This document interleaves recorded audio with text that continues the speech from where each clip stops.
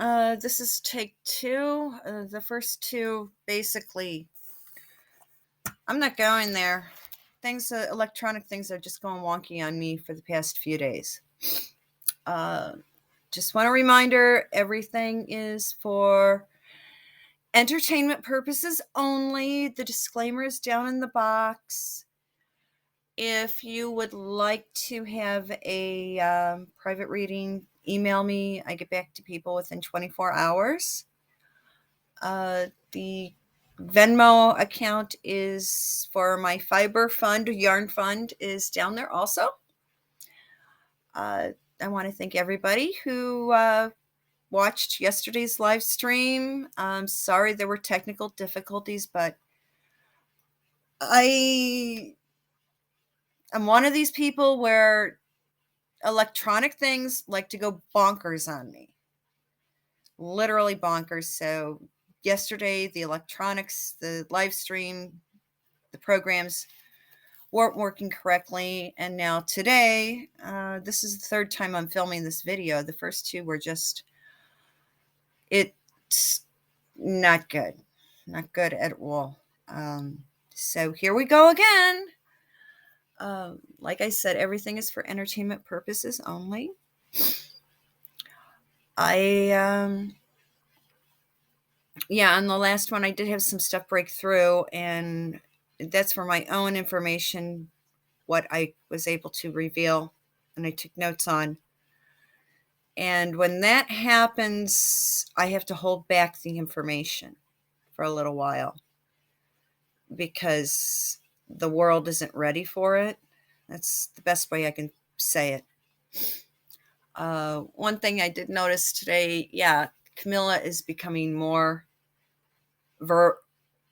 she's making it known that she's not very happy with all the classic books now being rewritten to suit the woke generation, to make them politically correct. I mean, it started with Roald Dahl. I heard that they're going to go now after Tolkien. For all you Lord of the Ring fans, you should be Hobbit fans, and you need to start standing up and making your opinions known.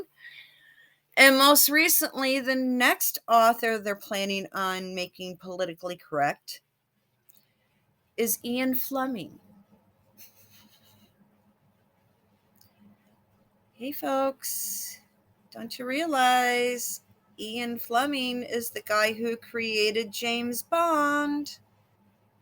Mr. Fleming was actually he served in World War II, and in the agency that was the precursor to what is more commonly known as MI6. So yeah, he was a spy during World War II. And like I said, many of these guys that served in World War II, they never leave government service. So, yeah. Ian Fleming, basically, he started writing stuff to see what people would accept and if they took the bait.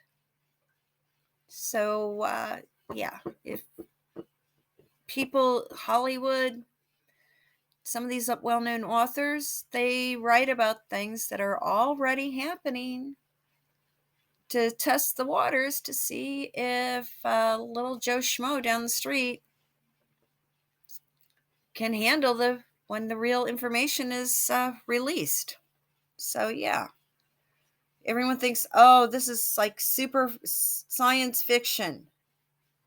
This is supernatural stuff. These are all stories. And I'm like, dudes, there's more out there.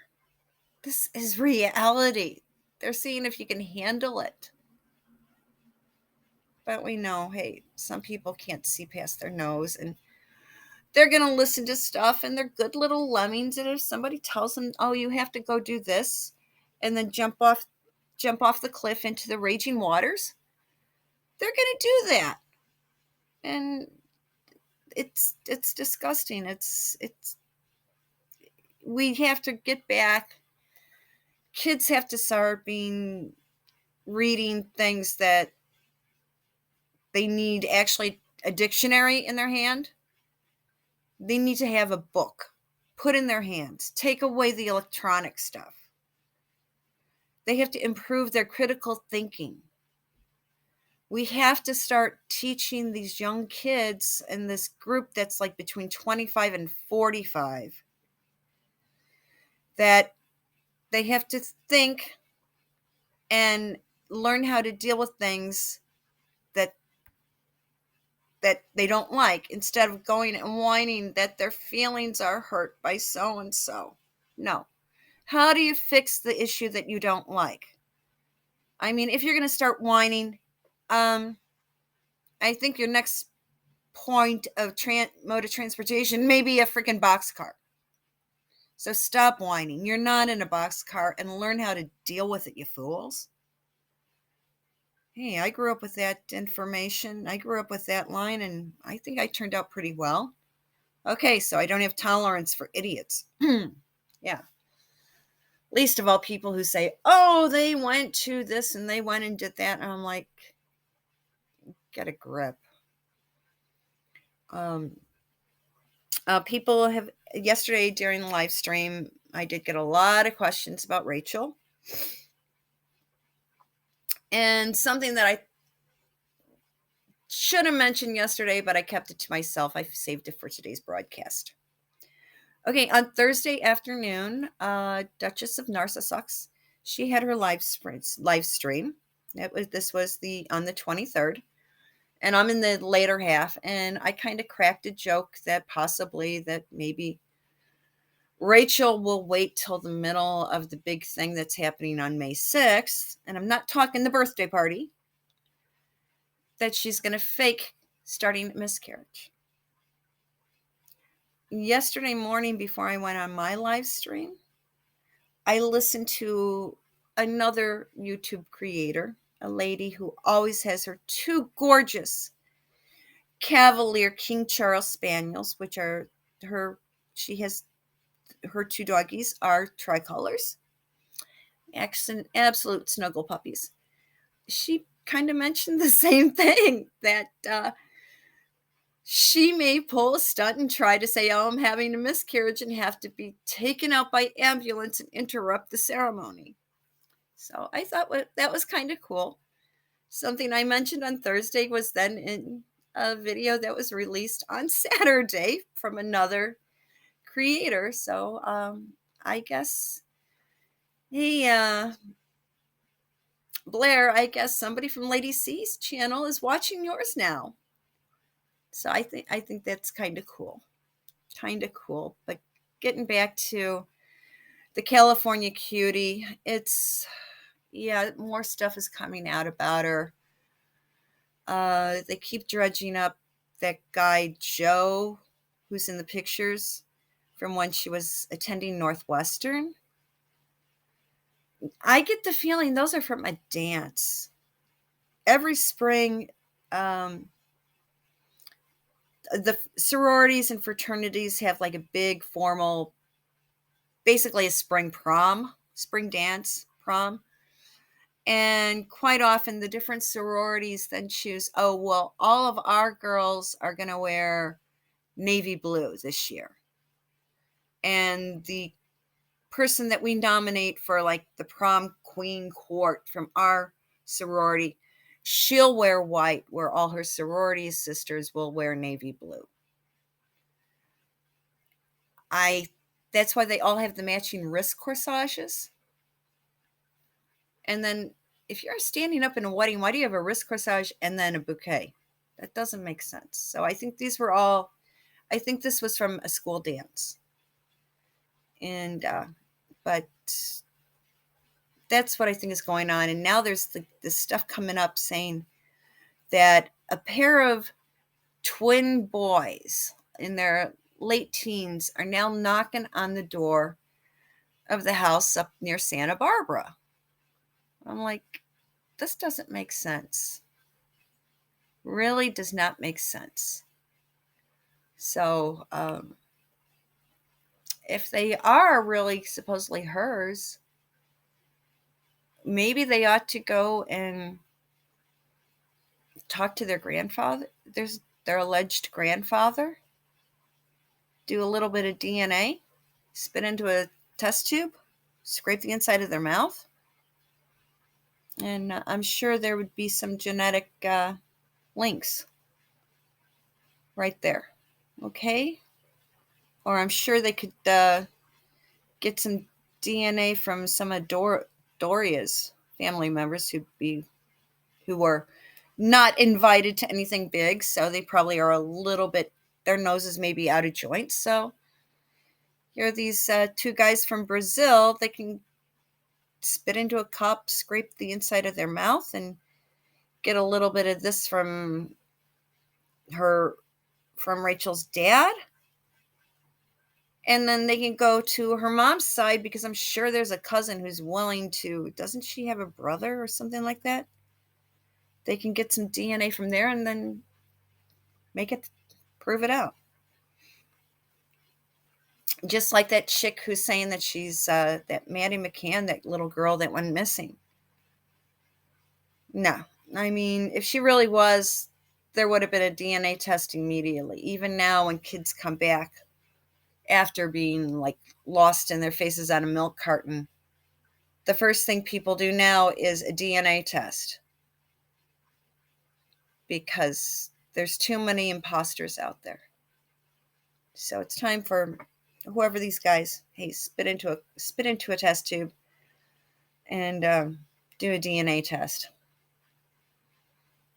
As for the mysterious missing child from this guy Joe, I don't know. I'm going to go up to Evanston now that the weather is finally a little bit more decent. I mean, every time I planned on going, the weather was just nasty. So I'll be outside walking around for quite a bit. So I don't want it to develop hypothermia, for lack of a better word. So I will get my butt up there and at least get some pictures of where she went to school, the sorority house, all that kind of thing. And if I'm able to, I'll pay a visit to the library, because anyone who's a theater major, the library saves all the programs. So I'll find out what the student productions were and if they have the programs from back then. See if her name is listed in any of them. Because I do know from when I was in college, I mean, I ended up getting my MFA, and I had to participate in so many public performances with the other students.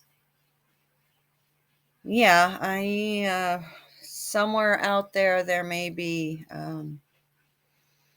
there's video of me singing some pretty weird stuff. A lot of Cole Porter, swing chorale, and I was also in like the classical chorus, which basically the director would copy what was sung at the last year's lyric opera. I'm like, okay. And I was with some of the guys. We had to have a school rock band. So this was the late 70s, early 80s. So yeah. Blondie, Deborah Harry, Belinda Carlisle. I think one of the best ones we liked was from the movie Streets of Fire. Nowhere Fast. Yeah, Once Upon a Time. A long time ago. I don't know if I don't know what happened to those videotapes. Yeah, that's a scary thought to go back then. Oh, yeah, I still have the leathers that I used to wear back there. I can still fit into them, so hey. For an old broad, I'm doing pretty good. But Rachel is she may try to pull a stunt. Henry does have to have his butt in a seat in Westminster Abbey on May 6th, because he knows if he doesn't, the next time Parliament convenes, he will be stripped of everything. So if he wants to keep his titles, his butt is there come May. Rachel is going to try and pull a stunt, but she also knows if she wants to have the divorce payout, she either needs to be quiet, back down now, and instigate divorce right now, or have her butt there too. And if she wants those children to have their titles, they also have to be produced in London, Windsor. For that weekend, they have to have proof of those children's actual existence. So they have to come over with the kids. And if they're worried about security and nonsense, I'm sure there will be a jet from the King's flight parked at LAX to transport Henry, Rachel, and the two offspring, and possibly a nanny, from LAX, Los Angeles, to London. Yeah, it's a polar flight. It's long, but on a jet, especially one of those luxury jets that's set up basically like our Air Force One is, she can't complain that it's like flying a commercial airliner. It's set up like you have a bedroom, you've got a full bath with a shower, a chef on board, and a lounge area that is very comfortable to sit in. So she can't say that traveling is too horrible or too rough for the kids. King's Flight is very luxurious. Hey, this may be her only time available. It's made available to her. Other times she had to fly commercial. She couldn't budge somebody's little Cessna or Lear. But yeah, they received their documentation before December from the Earl Marshal. And the Earl Marshal of Duke of Norfolk is planning on them attending, because it's a lot easier to fill a seat than to add one in. Everybody's happy to move up a seat than to drop down. So they're planning on them in attendance. It's just now they know that they have to, or else they're going to lose everything. They've lost a lot. If they don't get their butts there, they're going to lose what little they have left. So that's about all for today. It's Sunday. I've got other things I want to get done today. So everyone have a great one. I'll be seeing you on Tuesday. Have a good one. Bye-bye.